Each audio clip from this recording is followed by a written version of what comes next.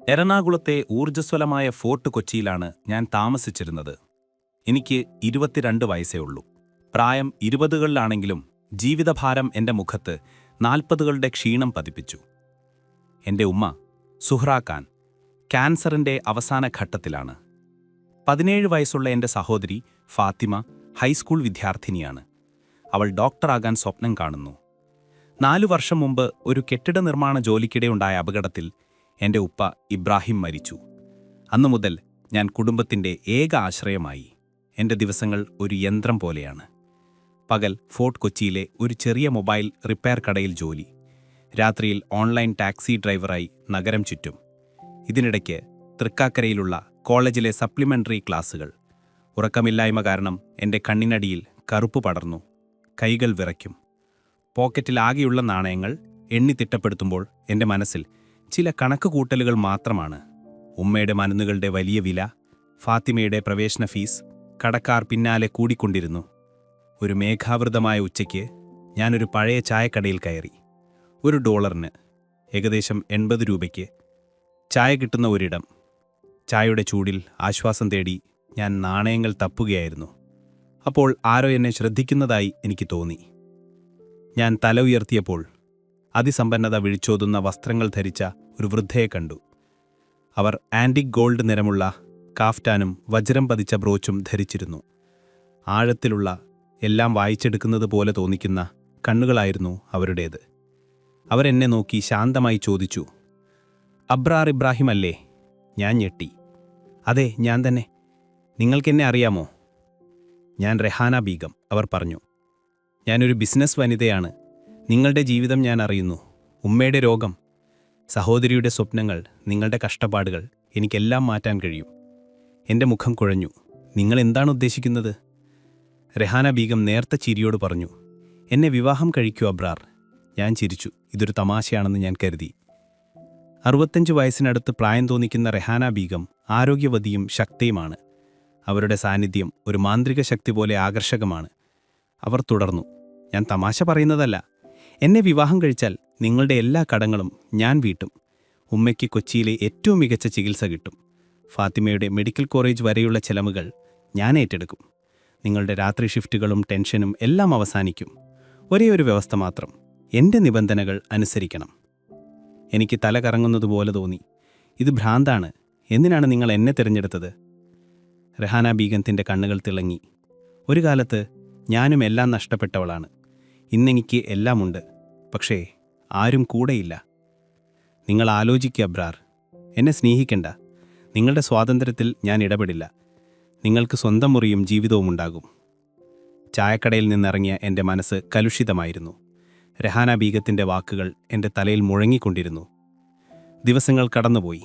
ഉമ്മയുടെ വേദന, ഫാത്തിമയോട് സ്കൂൾ ഉപേക്ഷിക്കേണ്ടി വരുമെന്ന് പറയേണ്ടി വരുമോ എന്ന ഭയം, ഇതെല്ലാം എന്നെ തളർത്തി. ഒരു സന്ധ്യയിൽ കൊച്ചിയുടെ ആകാശത്ത് സൂര്യൻ മറയുകയായിരുന്നു. അപ്പോൾ ഞാൻ കോട്ടൺ ഹില്ലിലെ റെഹാന ബീഗത്തിൻ്റെ പഴയ ബംഗ്ലാവിനു മുന്നിൽ നിന്നു. "ഞാൻ തീരുമാനിച്ചു. ഞാൻ സമ്മതിക്കുന്നു," ഞാൻ പറഞ്ഞു.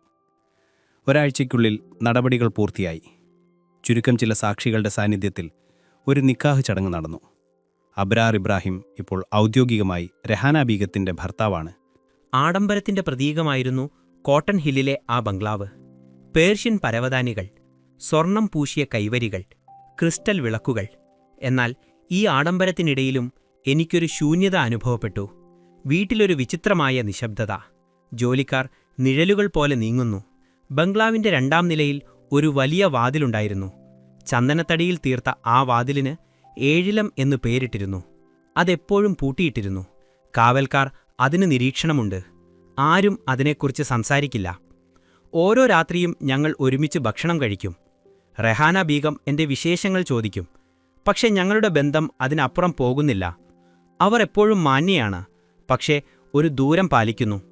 ആ പൂട്ടിയ വാതിൽ എൻ്റെ മനസ്സിനെ അലട്ടിക്കൊണ്ടിരുന്നു. അതെന്നോടെന്തോ പറയുന്നത് പോലെ എനിക്ക് തോന്നി. ഒരു രാത്രി ഞാൻ വാതിലിൻ്റെ തണുത്ത പിടിയിൽ കൈവച്ചു. പെട്ടെന്ന് ഒരു കാവൽക്കാരൻ പ്രത്യക്ഷപ്പെട്ടു. "സാറേ, ഇത് നിരോധിതമാണ്." "എന്തുകൊണ്ട്?" ഞാൻ ചോദിച്ചു. ഉത്തരം കിട്ടിയില്ല. ഒരു സുബഹി ബാങ്കിന്റെ സമയത്ത് അടുത്തുള്ള പള്ളിയിൽ നിന്ന് അസാൻ മുഴങ്ങി. അപ്പോൾ ഞാൻ ആ വാതിലിനു പിന്നിൽ നിന്ന് ശബ്ദങ്ങൾ കേട്ടു. ഒരു സ്ത്രീയുടെ ശബ്ദം, റെഹാന ബീഗത്തിൻ്റേത്. എന്റെ ഹൃദയം വേഗത്തിൽ മിടിച്ചു. ആരാണ് റഹാന ബീഗം യഥാർത്ഥത്തിൽ? ഈ വാതിലിനു പിന്നിൽ എന്താണ് ഒളിപ്പിച്ചത്? ഞാൻ ആഡംബര കിടക്കയിൽ കിടന്നാലും എന്റെ മനസ്സിൽ ഒരു കൊടുങ്കാറ്റായിരുന്നു. റഹാന ബീഗം വാഗ്ദാനം ചെയ്തതുപോലെ ഉമ്മയുടെ ആരോഗ്യം മെച്ചപ്പെട്ടു. ഫാത്തിമയ്ക്ക് മെഡിക്കൽ എൻട്രൻസ് പരിശീലനത്തിനായി പുതിയ സൗകര്യങ്ങൾ ലഭിച്ചു. ഞാനൊരു സ്വർണ്ണക്കൂട്ടിൽ അടയ്ക്കപ്പെട്ട രാജകുമാരനാണെന്ന് എനിക്ക് തോന്നി.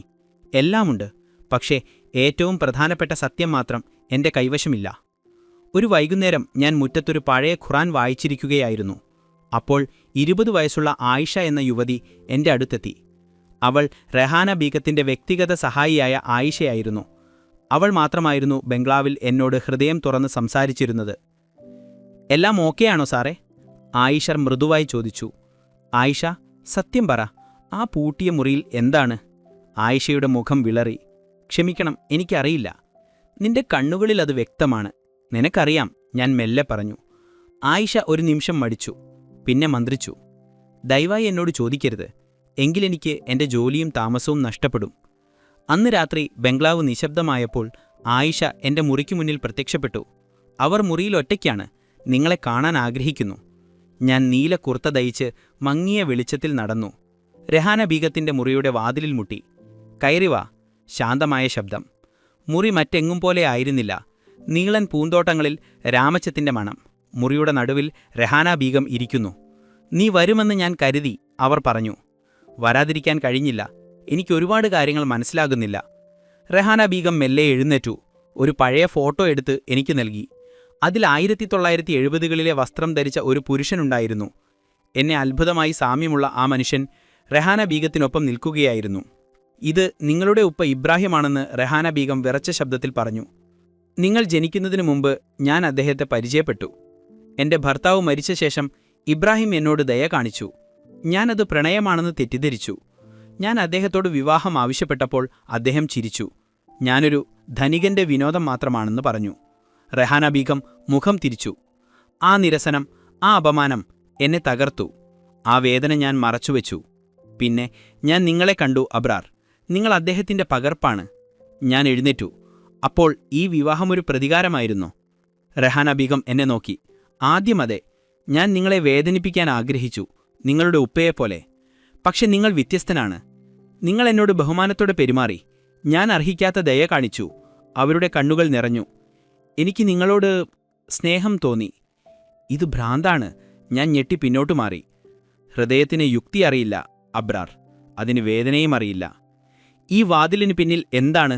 ഞാൻ ചോദിച്ചു. രഹാന ബീഗം ഒരാഴത്തിലൂടെ ശ്വാസമെടുത്തു. സത്യം, ഇപ്പോൾ നിങ്ങൾക്കത് അറിയാൻ തയ്യാറാണ്. അവരൊരു ചെമ്പ് താക്കോൽ എടുത്ത് എനിക്ക് നൽകി. നാളെ രാത്രി എല്ലാവരും ഉറങ്ങുന്നതിന് ശേഷം വാ. ചോദ്യങ്ങളോ ആരോപണങ്ങളോ വേണ്ട. നിന്റെ ഹൃദയത്തോടു മാത്രം വാ. ആ രാത്രി ഞാൻ ഉറങ്ങിയില്ല.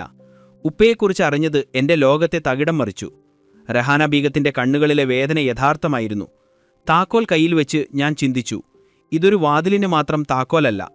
ഒരുപക്ഷേ അടുത്ത രാത്രി ബംഗ്ലാവ് നിശബ്ദമായപ്പോൾ ഞാൻ ആ നിഷിദ്ധ വാതിലിനു മുന്നിൽ നിന്നു. ഞാൻ താക്കോൽ തിരുകി. ക്ലിക്ക് ശബ്ദത്തോടെ വാതിൽ തുറന്നു. തണുത്ത ഒരു കാറ്റ് എന്റെ നട്ടെല്ലിലൂടെ ഓട്ടി. മുറി ഓർമ്മകളുടെ ഒരു ഖനിയായിരുന്നു. മങ്ങിയ വെളിച്ചം, പൊടി നിറഞ്ഞ വായു. ഒരറ്റത്ത് ഒരു ആഡംബര അലമാരിയും മുന്നിലൊരു പ്രാർത്ഥനാപായിയുമുണ്ടായിരുന്നു. നടുവിലൊരു മേശ, അതിൽ തുകൽ കവറിലൊരു ഫയൽ. ആ ഫയലിൽ 30 വർഷം പഴക്കമുള്ള കത്തുകളായിരുന്നു. ഞാൻ ഒരെണ്ണം തുറന്നു. പ്രിയ ഇബ്രാഹിം, ഞാൻ വീണ്ടും മാളിൽ കാത്തിരുന്നു. നീ എന്തിനാണ് വരാത്തത്? നീ എന്നെ സ്നേഹിക്കുന്നുവെന്ന് പറഞ്ഞില്ലേ? ഇതെല്ലാം നുണയായിരുന്നു. ഞാൻ നിനക്കുവേണ്ടി എല്ലാം ഉപേക്ഷിച്ചു. എന്റെ കയ്യിൽ നിന്ന് കത്ത് വീണു. പെട്ടെന്ന് പിന്നിലൊരു ശബ്ദം. ഞാൻ അദ്ദേഹത്തിന് ആഴ്ചതോറും കത്തെഴുതി. ഒന്നിനും മറുപടി തന്നില്ല. രഹാന ബീഗം മുറിയുടെ വാതിൽക്കൽ നിന്നു. എന്തിനാണ് ഈ മുറി പൂട്ടിയത്? ഞാൻ ചോദിച്ചു. ഇതെന്റെ ഒരിക്കലും ഉണങ്ങാത്ത മുറിവാണ്. ആരും ഇത് കാണാൻ ഞാൻ ആഗ്രഹിച്ചില്ല. പിന്നെ എന്തിനാണ് എന്നെ വിവാഹം കഴിച്ചത്? എന്തിനാണീ കെണി? രഹാന ബീഗം എന്റെ അടുത്തേക്ക് നടന്നു.